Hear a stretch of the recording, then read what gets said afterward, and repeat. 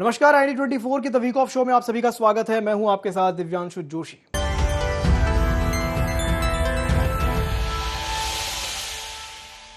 प्रदेश में विधानसभा चुनाव अभी भले ही दूर हों, लेकिन सियासी दलों की तैयारियां पहले से ही जोर पकड़ने लगी हैं। कांग्रेस संगठन को मजबूत करने और जनता से जुड़ाव बढ़ाने की दिशा में नए नए प्रयोग कर रही है। कांग्रेस का नया प्लान 100 अभियान इसी सियासी तैयारी का एक हिस्सा है, जिसमें पार्टी जनता से सहयोग लेकर न सिर्फ अधिक मजबूती हासिल करना चाहती है, बल्कि संगठन को जमीनी स्तर पर सक्रिय भी करना चाहती है। हालांकि बीजेपी इसे वसूली अभियान करार दे रही है। देखिए रिपोर्ट। मध्य प्रदेश में विधानसभा चुनाव भले ही अभी दूर हों, लेकिन सियासी दलों की तैयारियां पहले से ही जोर पकड़ने लगी हैं। बीजेपी सत्ता में अपनी पकड़ बनाए रखने की रणनीति पर काम कर रही है, तो वहीं कांग्रेस संगठन को मजबूत करने और जनता से जुड़ाव बढ़ाने की दिशा में नए प्रयोग कर रही है। कांग्रेस का नया प्लान 100 अभियान इसी सियासी तैयारी का एक हिस्सा है, जिसमें पार्टी जनता से सहयोग लेकर न सिर्फ आर्थिक मजबूती हासिल करना चाहती है, बल्कि संगठन को जमीनी स्तर पर भी सक्रिय बनाना चाहती है। हालांकि बीजेपी इसे वसूली अभियान करार दे रही है, तो वहीं कांग्रेस इसे संगठनात्मक पुनर्गठन की दिशा में एक अहम कदम बता रही है। कांग्रेस का नया मिशन प्लान 100। हर विधानसभा क्षेत्र के 25,000 घरों में पहुंचेगी कांग्रेस। हर घर से 100-100 रुपए जुटाने का टारगेट। घर घर जाकर राशि जुटाएंगे कांग्रेस कार्यकर्ता। संगठन की मजबूती में इस्तेमाल होगा फंड। अभियान का मकसद जनता से सीधा संवाद बढ़ाना। 2 से 11 नवंबर तक पचमढ़ी में प्रशिक्षण शिविर। 71 जिलाध्यक्षों को दिया जाएगा राजनीतिक प्रशिक्षण। बूथ, कैडर मैनेजमेंट और पब्लिक डीलिंग पर फोकस। योग, ध्यान और जापानी मार्शल आर्ट युयुत्सु भी सिखाई जाएगी। शिविर के बाद 60 दिन का संगठन विस्तार अभियान। ग्राम पंचायतों और वार्ड स्तर पर बनेगी नई कांग्रेस कमेटियां। निश्चित रूप से आर्थिक स्थिति कांग्रेस पार्टी की कमजोर है और कांग्रेस पार्टी को संगठन चलाने के लिए जिस तरह की आवश्यकता होती है, तो हम कहाँ जाएंगे? भारतीय जनता पार्टी के लिए भ्रष्टाचार तो कर नहीं सकते, या जो लोग कांग्रेस में थे और भ्रष्टाचार करा वहाँ पहुँच गए, बड़ी बड़ी बातें कर रहे हैं, वो तो हो नहीं सकता। तो आखिर धन कहाँ से इकट्ठा होगा? सहयोग राशि के तौर पे हम लोग जाएंगे। आदरणीय अध्यक्ष जी के निर्देश अनुसार ही तय हुआ है कि प्रत्येक विधानसभा में 25,000 घरों में कम से कम टारगेट किया है। 100 रुपए नाम मात्र की जो राशि होती है वो उनसे ली जाए। उसके 2 होंगे, एक तो आर्थिक सहायता की मिलेगी, दूसरा वो पक्ष हमारे साथ जुड़ेगा। इसकी भी कार्यक्रम किए जाने की योजना दे दें। वहीं बीजेपी ने कांग्रेस के इस प्लान 100 अभियान पर निशाना साधा है। बीजेपी का आरोप है कि घोटालों में अरबों रुपए कमाने वाली कांग्रेस अब 100-100 रुपए वसूलने निकली है। ये कांग्रेस पार्टी का राजनीतिक प्रोपेगेंडा है। कांग्रेस पार्टी तो पहले घर घर लूट अभियान चलाती थी, अब घर घर मांगने की बात कर रही है। देगा कौन कांग्रेस को? उस कांग्रेस पार्टी को जो इस देश में परिवारवाद की जनक है, जो इस देश में भ्रष्टाचार की सूत्रधार, जिम्मेदार, रिश्तेदार, भागीदार है। वो पार्टी जो तुष्टीकरण की बात करती है, वो पार्टी जिसने भारत का हमेशा विरोध किया, भारतीयता का विरोध किया। राहुल गांधी खुलकर कहते हैं कि I am against Indian states, और सब जानते हैं कि इनका काम लूट का है। ये लूट पार्टी, झूठ पार्टी और फूट पार्टी। लूटने का काम, झूठ बोलने का काम और देश में फूट डालने का काम ये कांग्रेस का काम है। कौन सपोर्ट करेगा इनको? बहरहाल संगठन सृजन के बाद कांग्रेस अब इस अभियान के जरिए अपनी जमीन साधने की कोशिश में है, तो वहीं बीजेपी सत्ता की पकड़ बनाए रखने की रणनीति पर काम कर रही है। ऐसे में देखने वाली बात ये होगी कि कांग्रेस का प्लान 100 अभियान जनता के दिलों तक पहुंचकर संगठन को कितनी नई ऊर्जा दे पाता है। Bureau report, IND24। देश भर में मतदाता सूची को और अधिक सटीक बनाने की दिशा में चुनाव आयोग ने अब स्पेशल इंटेंसिव रिवीजन यानी SIR के दूसरे चरण की घोषणा कर दी है। बिहार में पहले चरण के बाद अब यह प्रक्रिया मध्य प्रदेश समेत 12 राज्यों और केंद्र शासित प्रदेशों में शुरू की जा रही है। चुनाव आयोग का कहना है कि यह अभियान पूरी तरह से पारदर्शी और नागरिक सहभागिता पर आधारित होगा, ताकि आने वाले चुनावों के लिए एक सटीक और विश्वसनीय मतदाता सूची तैयार की जा सके। हालांकि SIR की प्रक्रिया के साथ ही इस पर सियासत भी शुरू हो गई है। देखिए रिपोर्ट। देश भर में मतदाता सूची को और अधिक सटीक बनाने की दिशा में चुनाव आयोग ने स्पेशल इंटेंसिव रिवीजन यानी SIR के दूसरे चरण की घोषणा कर दी है। बिहार में पहले चरण के बाद अब ये प्रक्रिया मध्य प्रदेश सहित 12 राज्यों और केंद्र शासित प्रदेशों में शुरू की जा रही है। इस सूची में अंडमान निकोबार द्वीप समूह, छत्तीसगढ़, गोवा, गुजरात, केरल, लक्षद्वीप, पांडुचेरी, राजस्थान, तमिलनाडु, उत्तर प्रदेश और पश्चिम बंगाल जैसे राज्य और केंद्र शासित प्रदेश शामिल हैं। इस विशेष पुनरीक्षण प्रक्रिया का मकसद है कि देश भर में मतदाता सूची को त्रुटि रहित और पारदर्शी बनाना है, जिससे आगामी चुनावों में हर पात्र नागरिक का नाम सही रूप में दर्ज हो और जिससे सूची में किसी भी प्रकार की गलती या नामों की पुनरावृत्ति न हो। एसआईआर के इस दूसरे चरण के तहत सभी राज्यों में बीएलओ घर घर जाकर मतदाताओं का सत्यापन करेंगे। जहां आवश्यक होगा वहां पहचान संबंधी दस्तावेज भी मांगे जाएंगे। इसके अलावा दावा आपत्ति की प्रक्रिया के जरिए नए नाम जोड़े जाएंगे और पुरानी गलतियों को सुधारा जाएगा। चुनाव आयोग का कहना है कि यह अभियान पूरी तरह पारदर्शी और नागरिक सहभागिता पर आधारित होगा, ताकि आने वाले चुनावों के लिए एक सटीक और विश्वसनीय मतदाता सूची तैयार की जा सके। 28 अक्टूबर से 3 नवंबर 2025 तक बीएलओ, ईआरओ, डीओ इनका प्रशिक्षण होगा और इनोमिनेशन फॉर्म के छपने की कार्रवाई की जाएगी। 4 नवंबर 2025 से 4 दिसंबर 2025 तक जितने भी मतदाता हैं उनको इनोमिनेशन फॉर्म बीएलओ द्वारा वितरित किए जाएंगे और उन इनोमिनेशन फॉर्म को एकत्र किया जाएगा। 9 दिसंबर 2025 को प्रारूप मतदाता सूची का प्रकाशन होगा। उस प्रारूप मतदाता सूची पर कोई भी दावे और आपत्तियां 9 दिसंबर 25 से 8 जनवरी 2026 तक प्रस्तुत कर सकेगा। फाइनल मतदाता सूची का प्रकाशन 7 फरवरी 2026 को किया जाएगा।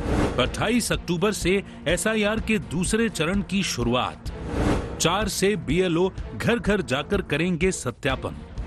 9 दिसंबर को होगा ड्राफ्ट मतदाता सूची का प्रकाशन। 9 दिसंबर से 8 जनवरी तक दावा आपत्ति दर्ज होगी। 9 दिसंबर से 31 जनवरी तक होगी सुनवाई और सत्यापन। 7 फरवरी 2026 को अंतिम मतदाता सूची होगी प्रकाशित। एक ओर मध्य प्रदेश सहित 12 राज्यों में एसआईआर की प्रक्रिया शुरू हो गई है, तो वहीं दूसरी ओर मतदाता सूची पुनरीक्षण को लेकर मध्य प्रदेश में सियासत भी शुरू हो गई है। कांग्रेस एसआईआर को लेकर चुनाव आयोग पर सवाल उठा रही है। कांग्रेस का कहना है कि आयोग ने दावा आपत्ति की तारीख बहुत जल्दी खत्म कर दी है, जिससे कई नए मतदाताओं के नाम सूची में नहीं जुड़ पाएंगे। तो वहीं बीजेपी का कहना है कि मतदाता सूची का पुनरीक्षण चुनाव आयोग की नियमित प्रक्रिया है। कांग्रेस केवल आरोप लगा सकती है। राजनीतिक दल के नाते कांग्रेस को पुनरीक्षण को देखना चाहिए और सहयोग करना चाहिए। कांग्रेस को चुनाव आयोग पर आरोप लगाने से पहले खुद की स्थिति देखनी चाहिए। सबसे पहले तो मैं चुनाव आयोग से मांग करूंगा कि दावा आपत्ति की तारीख उन्हें खत्म कर दी है। ये दावा आपत्ति जो है इनको और समय देना चाहिए उसमें। दूसरी बात, सीज करने का मतलब ये कि जो 18 साल के भी हो गए वो भी नाम उनका नहीं होगा, ये गलत है। और फर्जी तरीके से जिस तरह से बिहार के अंदर 68 लाख लोगों के नाम काट दिए थे, वो मध्य प्रदेश में न हो। ये चुनाव आयोग इस चीज की ताकीद करे। ये नियमित प्रक्रिया है और ये बूथ लेवल पे होती है और बूथ लेवल पर हम भारतीय जनता पार्टी के बीएलए है जो कि सदैव इस प्रकार की गतिविधि में भाग लेता है। अब कांग्रेस के पास ये सिस्टम है नहीं, तो अब वो आरोप ही लगा सकते हैं।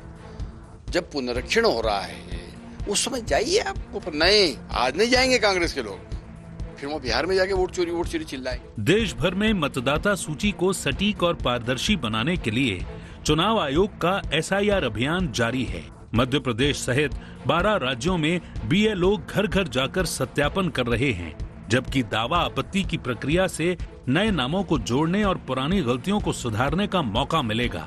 लेकिन इस प्रक्रिया को लेकर राजनीतिक बहस भी तेज हो गई है। कांग्रेस का आरोप है कि दावा आपत्ति की अवधि कम होने के कारण कई नए मतदाता सूची में शामिल नहीं हो पाएंगे। वहीं बीजेपी इसे चुनाव आयोग की नियमित प्रक्रिया बताते हुए कांग्रेस पर राजनीतिक लाभ उठाने का आरोप लगा रही है। ऐसे में एसआईआर केवल एक प्रशासनिक प्रक्रिया नहीं, बल्कि आने वाले चुनावों में राजनीतिक दलों के लिए भी अहम मुद्दा बन गई है। Bureau report, IND 24। Madhya Pradesh विधानसभा के सत्र लगातार छोटे होते जा रहे हैं और यही अब सियासत का नया मुद्दा बन गया है। विपक्ष का यह कहना है कि छोटे सत्रों की परंपरा लोकतांत्रिक मूल्यों को कमजोर कर रही है। उनका तर्क है कि जब सत्र की अवधि घटती है तो जनता से जुड़े सवालों पर चर्चा का समय भी कम हो जाता है। हालांकि बीजेपी का कहना है कि सरकार हर मुद्दे पर चर्चा के लिए तैयार है, लेकिन विपक्ष के पास ठोस विषय ही नहीं होते। देखिए रिपोर्ट। मध्य प्रदेश विधानसभा के सत्र लगातार छोटे होते जा रहे हैं और अब यही सियासत का नया मुद्दा बन गया है। जहां पहले विधानसभा में साल में औसतन 60 से 70 बैठकें होती थीं, वहीं अब ये आंकड़ा घटकर मुश्किल से 20 से 25 बैठकों तक सिमट गया है। विपक्ष का कहना है कि छोटे सत्रों की परंपरा लोकतांत्रिक मूल्यों को कमजोर कर रही है। उनका तर्क है कि जब सत्र की अवधि घटती है तो जनता से जुड़े सवालों पर चर्चा का समय भी कम हो जाता है। हालांकि भाजपा कहती है कि सरकार हर मुद्दे पर चर्चा को तैयार रहती है, लेकिन विपक्ष के पास ठोस विषय ही नहीं होते। वहीं नेता प्रतिपक्ष उमंग सिंघार का कहना है कि विधानसभा सिर्फ औपचारिकता नहीं, ये जनता की आवाज का मंच है। कम अवधि में सत्र चलाना लोकतंत्र की भावना के खिलाफ है। एमपी विधानसभा सत्र 1 से 5 दिसंबर तक, केवल 4 बैठकें प्रस्तावित। पहले दिन श्रद्धांजलि के बाद कार्यवाही स्थगित। 3 दिसंबर को भोपाल गैस त्रासदी के कारण अवकाश। वास्तविक कामकाजी दिन सिर्फ 3 रहेंगे। नेता प्रतिपक्ष उमंग सिंघार ने सत्र बढ़ाने की मांग की। राज्यपाल सीएम डॉक्टर मोहन यादव व विधानसभा अध्यक्ष को लिखा पत्र, कहा जन मुद्दों पर चर्चा के लिए पर्याप्त समय नहीं। 230 विधायक है, 3 दिन सत्र चलेगा। 5 दिन का सत्र जरूर किया, पर 3 दिन चलेगा बड़े मुश्किल से। और 3 दिन में क्या कर लेंगे, क्या बात कर लेंगे, काय पे डिबेट कर लेंगे। और जब तक कोई अच्छी डिबेट नहीं हो तो मंथन नहीं होगा, तो मक्खन नहीं निकलेगा। सत्र को बढ़ाना चाहिए, बड़ा सत्र होना चाहिए, कम से कम 15 दिन का होना चाहिए ये सत्र। और पहले रहे हैं, और पहले की सरकारों में 15-15 दिन चले हैं सत्र। वहीं भाजपा ने इस मांग पर कांग्रेस को घेर लिया है। भाजपा का कहना है कि कांग्रेस को सत्र बढ़ाने की बात पहले करनी चाहिए थी। अब अधिसूचना जारी होने के बाद याद आना दिखाता है कि विपक्ष के पास न तो ठोस मुद्दे हैं न तथ्य।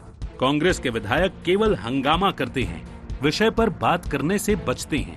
हंगामा करते हैं, पर इस हंगामे से कोई फर्क नहीं पड़ने वाला। सब्जेक्ट टू बात करो, विषय से बात करो, अपना बात रखो, पक्ष रखो, तथ्य रखो। वो कांग्रेस के पास है नहीं। तथ्यहीन, आधारहीन, जनाधारहीन और आंतरिक युद्ध में मशरूम कांग्रेस का भगवान ही मालिक है। बहरहाल विधानसभा के छोटे होते सत्रों पर तकरार जारी है। विपक्ष इसे लोकतंत्र की आवाज पर अंकुश बता रहा है, तो सत्ता पक्ष इसे बेवजह की राजनीति कह रहा है। ऐसे में देखने वाली बात ये होगी कि सरकार और विपक्ष के बीच इस सत्र की अवधि पर सियासी खींचतान कहां तक जाती है। Bureau report, IND 24। Madhya Pradesh अपनी स्थापना के 70वें वर्ष में प्रवेश कर चुका है और इस मौके पर सरकार ने अभ्युदय मध्य प्रदेश के रूप में विकास की नई उड़ान का संदेश दिया है। मुख्यमंत्री डॉक्टर मोहन यादव ने राजा भोज अंतर्राष्ट्रीय हवाई अड्डे से PM श्री पर्यटन हेलीकॉप्टर सेवा और ई-सेवा पोर्टल का शुभारंभ किया। सरकार का दावा है कि केवल उत्सव नहीं बल्कि विजन 2047 की दिशा में एक बड़ा कदम है। सीएम डॉक्टर मोहन यादव ने बताया कि अगले 25 वर्षों के लिए तैयार किया जा रहा रोड मैप सिर्फ आंकड़ों का दस्तावेज नहीं है, बल्कि भविष्य की दिशा भी तय करने वाली एक रणनीति है। देखिए रिपोर्ट। मध्य प्रदेश अपने स्थापना के 70वें वर्ष में प्रवेश कर चुका है और इस अवसर पर सरकार ने अभ्युदय मध्य प्रदेश के रूप में विकास की नई उड़ान का संदेश दिया है।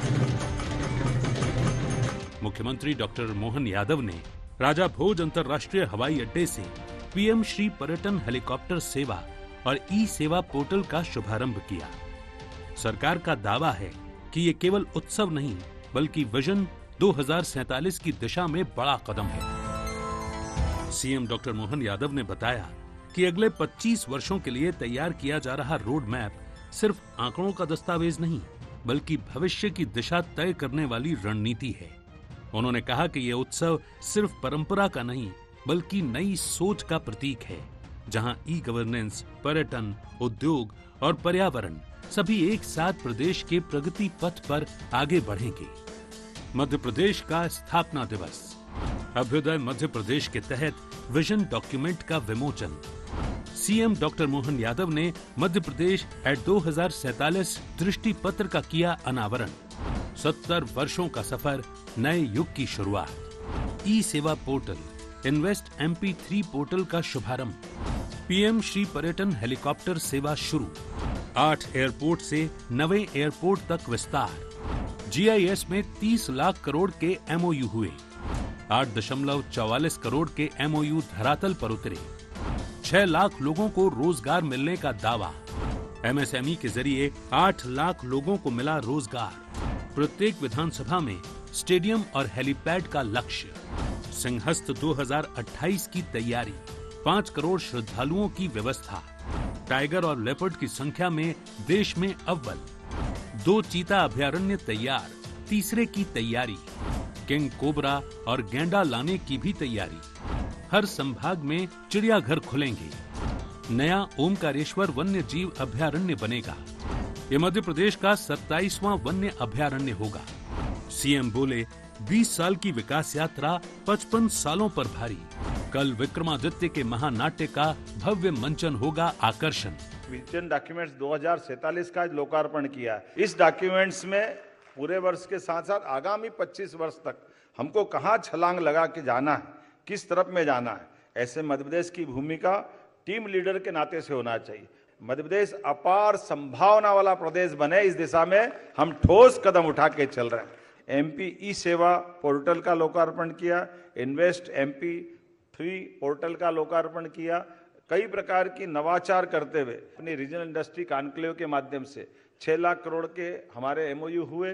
24 लाख करोड़ के प्रधानमंत्री के माध्यम से भोपाल में पहली बार GIS हुई। आमतौर पर ऐसा कहा जाता है कि ये जितने MOU होते हैं उसके 10% हो जाए तो बहुत है। मुझे इस बात की प्रसन्नता है कि 30 लाख में से 8,44,000 करोड़ के निवेश के प्रस्तावों को स्वीकृति मिल गई, जिसमें 6 लाख लोगों को रोजगार मिलेगा।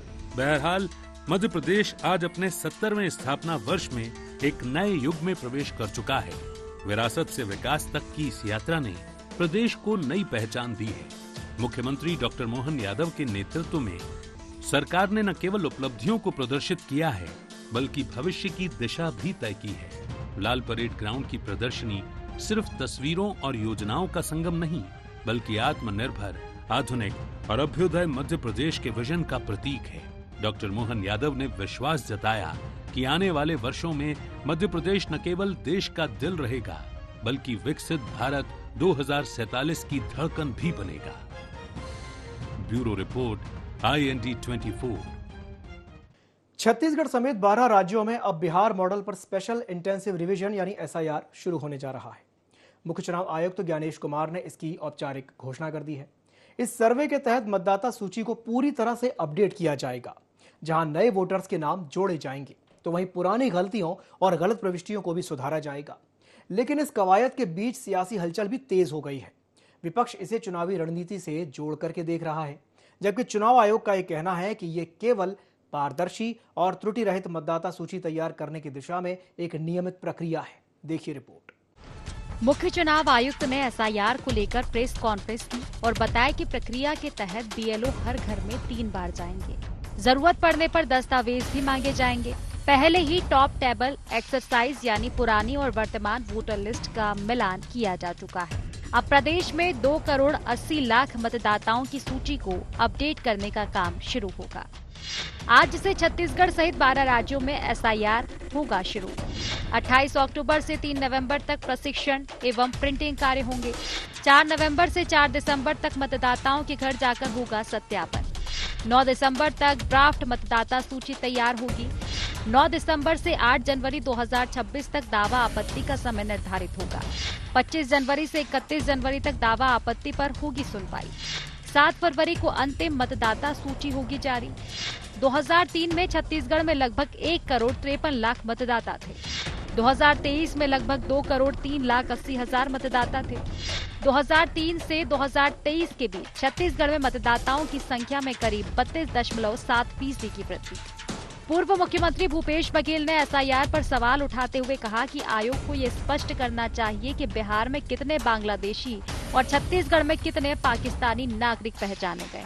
उन्होंने ये भी कहा कि ऑपरेशन सिंदूर के बाद केंद्रीय गृह मंत्री अमित शाह ने 3 दिन में अवैध नागरिकों का आंकड़ा देने को कहा था, लेकिन अभी तक राज्य सरकार रिपोर्ट नहीं दे पाई।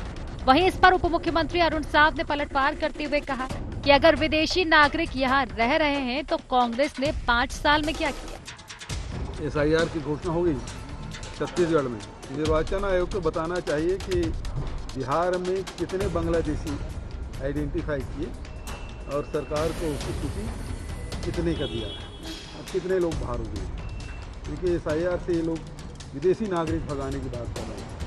अभी तक के गृह मंत्रालय ये नहीं बता पाया है कि कितने पाकिस्तानी हैं यहाँ छत्तीसगढ़ में। अमित शाह जी ने निर्देश दिया तो उसको मंत्रालय ने निर्देश दिया 3 दिन के अंदर में जितने भी पाकिस्तानी हैं उसको बाहर किया जाए ऑपरेशन सिंदूर के बाद। लेकिन छत्तीसगढ़ की निगमी सरकार अभी तक के वो पाकिस्तानी नागरिक आइडेंटिफाई नहीं कर पाई है। 5 साल में फिर क्या किया आपने? आपको मालूम है कि विदेशी यहाँ रह रहे हैं, तो आपने 5 साल में तो कुछ किया नहीं। और आज ये SIR जो हो रहा है, वास्तव में जो पात्र लोग हैं, जो नागरिक हैं देश के, वास्तव में जो मतदान करने के अधिकारी हैं, ऐसे लोगों का ही नाम मतदाता सूची में होना चाहिए।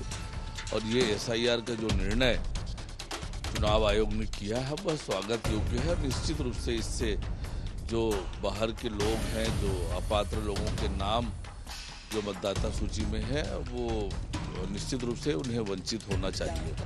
मतदाता सूची और सटीक पारदर्शी बनाने के मकसद से शुरू हो रही इस स्पेशल इंटेंसिव रिवीजन प्रक्रिया को लेकर अब सियासी बयानबाजी तेज हो चली है।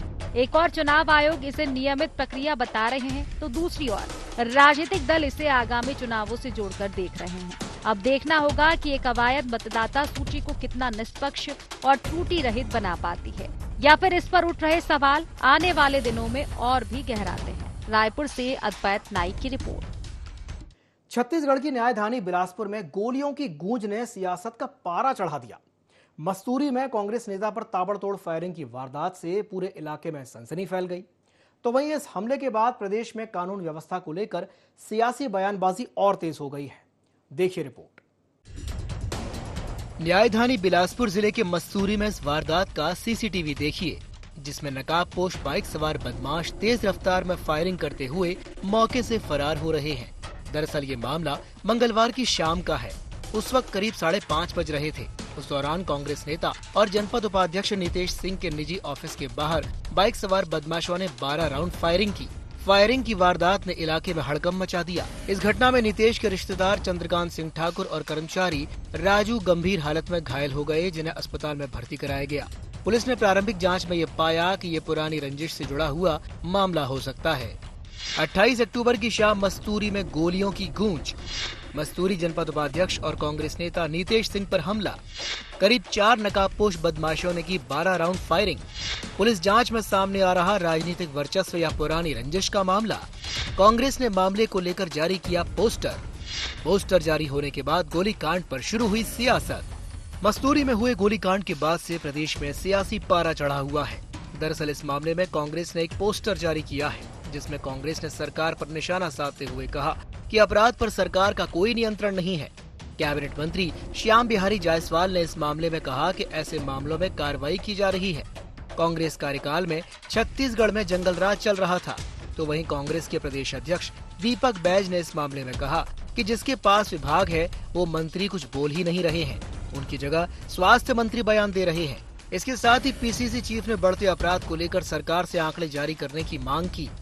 कांग्रेस के सरकार में ये छत्तीसगढ़ को अपराध का गढ़ बना दिया गया था। दिन दहाड़े लूट लिए जाते थे, दिन दहाड़े डकैती, अपहरण, हत्या, बलात्कार, इनकी संख्या में कई गुना पिछले 15 साल की हमारी सरकार के बाद इनके समय बढ़ोतरी आई और एक जंगल राज की ओर छत्तीसगढ़ बढ़ रहा था। वो निश्चित रूप से ऐसी घटनाएं बीच बीच में कई क्षेत्रों में देखने को मिलती है, लेकिन आपको मैं बता दूं कि ऐसी कोई घटना अभी तक नहीं है जो छत्तीसगढ़ पुलिस के माध्यम से उसको हल नहीं किया गया हो और अपराधी छत्तीसगढ़ से दूसरे राज्य की ओर भाग रहे हैं। तो निश्चित रूप से ये जो घटना हुई है उस पर पुलिस कार्रवाई करेगी और त्वरित कार्रवाई करते हुए उन सभी अपराधियों को पकड़ेगी। बिलासपुर के मुंगेली में 3 लोगों ने खुलेआम 10 राउंड गोलियां चलाया जाता है और आसानी से फरार भी हो जाते हैं। प्रदेश के हर शहर में लगातार लूट, हत्या, हर दिन घटनाएं घट रही है। कोई भी व्यक्ति सुरक्षित नहीं है। मतलब इस सरकार में सुशासन नहीं बल्कि पूरी तरह से कानून व्यवस्था के मामले में जंगल राज चल रहा है। श्याम बिहारी जायसवाल जी मुझे बता दें, ये स्वास्थ्य मंत्री हैं या फिर गृह मंत्री हैं? ये जवाब तो गृह मंत्री को देना चाहिए। वो अपने विभाग का बता नहीं रहे, गृह मंत्री का विभाग बता रहे। इससे बड़ा दुर्भाग्य क्या हो सकता है? मस्तूरी गोलीकांड ने एक बार फिर से प्रदेश की कानून व्यवस्था पर सवाल खड़े कर दिए हैं। फायरिंग की इस वारदात के बाद सियासी बयानबाजी लगातार तेज होती जा रही है। जहां एक तरफ कांग्रेस सरकार पर अपराध रोकने में नाकामी का आरोप लगा रही है, तो वहीं सत्ता पक्ष इसे विपक्ष की राजनीति करार दे रहा है। फिलहाल पुलिस ने इस पूरे मामले की जांच तेज कर दी है और आरोपियों की तलाश में जुटी है। अब देखना दिलचस्प होगा कि जांच कब तक इस गोलीकांड के पीछे की सच्चाई तक पहुंच पाती है। रायपुर से अद्वैत नाइक की रिपोर्ट। तो आज के द वीक ऑफ शो में फिलहाल के लिए इतना ही। दीजिए इजाजत, नमस्कार।